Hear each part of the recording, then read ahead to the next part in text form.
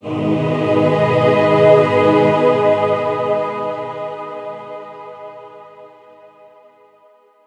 you like many other people who think God leaves you in times of troubles? David was also. He questioned where God was when bad things would happen. I'll show you in this week's Devotion Tuesday.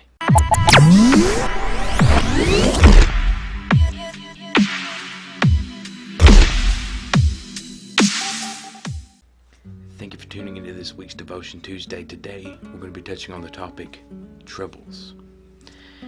Now, troubles can come in many various forms, whether it be debt, whether it be depression, whether it be sickness. But all in all, they all have the same essence and form, which is their troubles, their issues.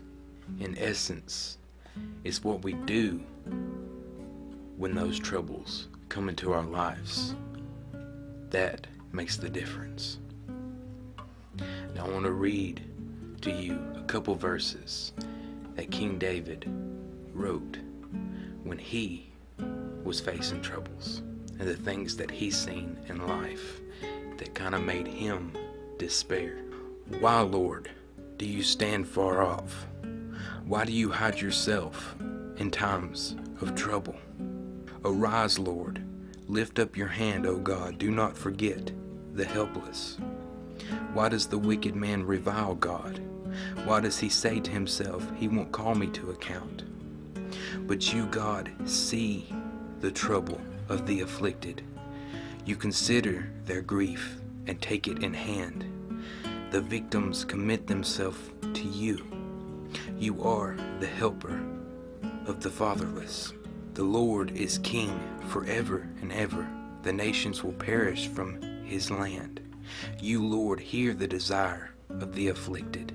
You encourage them and you listen to their cry, defending the fatherless and the oppressed, so that mere earthly mortals will never again strike terror. Now you may be asking yourself, how can God know what I'm going through?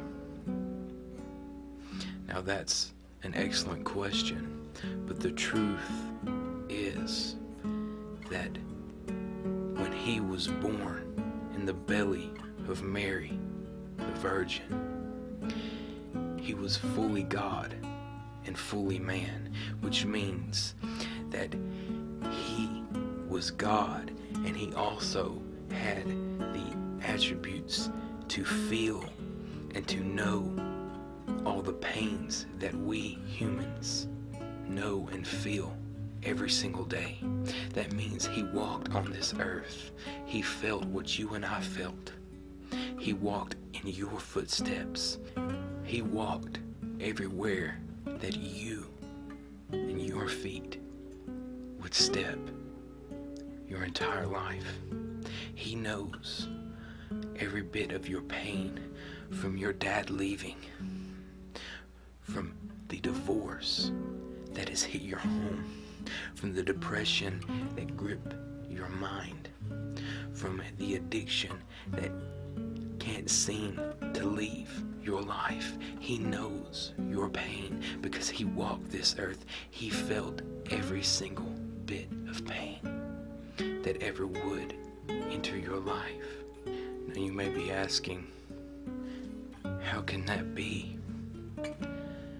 Well, in order to save mankind, he had to become human.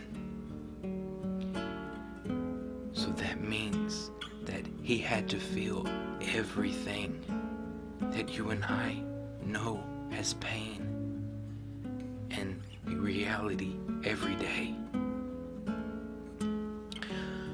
So when he was on the cross, everything, every pain, every curse, every bit of debt, every bit of depression, every sin, all of it, he felt in his body. He bore it so that you could be free from it.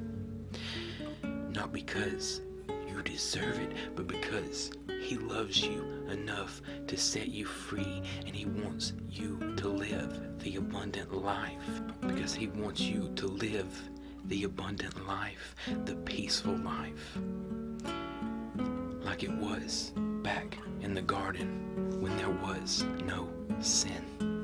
You see, that is his ultimate goal, is to rid the world of evil and to make it like it was back in the garden, because he is preparing a place where there's no more pain, no more tears, no more death, but only joy, peace, and love, and always in his presence. So whatever you're going through today, whatever pain that you are experiencing, I don't know what you're going through, but God knows. Just know that he loves you, and that he knows every bit of your being, because he made you, he formed you in your mother's womb, and he knows the number of hairs on your head. Now that's something that not even mothers or fathers would go into detail to count, to see how many hairs on your head, but Jesus did. That's how much he loves you. That's how much he cares for you. That's how much he cares about your needs. So in knowing all of this, I encourage you today to cast your care, to give your need to him, knowing that he is full well and able to meet your need and to give you peace and rest in every area of your life. And you might be saying, that's fine and dandy. Other people get their peace and their rest, but that just didn't turn out the same in my situation. Well, my dear viewer, don't look at their situation. Don't look at how their situation turned out. Look to Jesus and know that he loves you, and he is for you, and he is with you. Even though you may have to walk a little bit longer than other people to get your miracle, to get your need met, that doesn't mean he doesn't love you. That doesn't mean he isn't with you. That doesn't mean he isn't for you. That just means there's something greater in store that the enemy doesn't want you to have. So as you go out today, or whatever time of day it is, wherever you're at, wherever you're watching this, just take a moment and breathe in the grace of Jesus and let go of your cares, and know that he loves you, he is for you, and he is with you, and nothing, no situation, no need can change that, because he himself has gone before you and made you accepted in God. Thank you for tuning into this week's Devotion Tuesday. I hope you've been blessed. I hope you've been encouraged. Just remember that Jesus loves you, and he is for you, and he is with you. God bless.